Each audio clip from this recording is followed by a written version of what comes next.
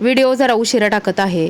गणपतीतले video आहेत हे voice ओव्हरिंग करणं, एडिट करणं हे झालंच नव्हतं. त्याच्यामुळे म्हणलं आता निवांत आहोत तर करावं आणि व्हिडिओ टाकावेत.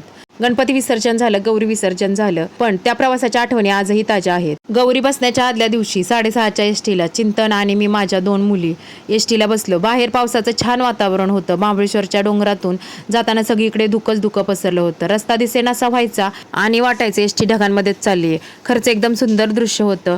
मध्ये मध्ये चौपदरीकरणामुळे ढासळलेले डोंगर दिसले. ते पाहून मनाला वाईटही वाटलं, पण निसर्गाचं ते रूप डोळ्यात साठवून घ्यावंसं वाटत होतं. चिंतनला उलट्या होतात म्हणून आधीच औषध दिलं होतं, त्यामुळे प्रवास आरामात झाला. माझ्या दोन्ही मुली मात्र घरात कितीही भांडतात, पण त्या दिवशी गाडीत एकमेकींच्या मांडीवर डोकं ठेवून गाढ झोपल्या होत्या.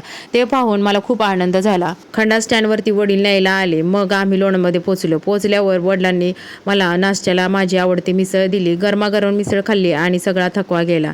खरंच आपल्या आवडीची गोष्ट मिळाली की प्रवास अजून खास होतो. मी मिसळ खाल्ली आणि वडिलांना पण म्हटलं, थोडीशी तुम्ही पण खा. खरं सांगायचं तर आपल्या आवडीच्या गोष्टी वडिलांशिवाय कोणाला माहीत असणार. वडील हे वडीलच असतात. परिस्थिती कशी असो, गरीब असो, श्रीमंत असो, वडिलांचं मन मात्र नेहमी मुलांसाठी सारखंच असतं. वडील म्हणजे ताकद आणि आधार. त्यांच्या चेहऱ्यावरचं हसू पाहिलं की सगळा थकवा नाहीसा होतो.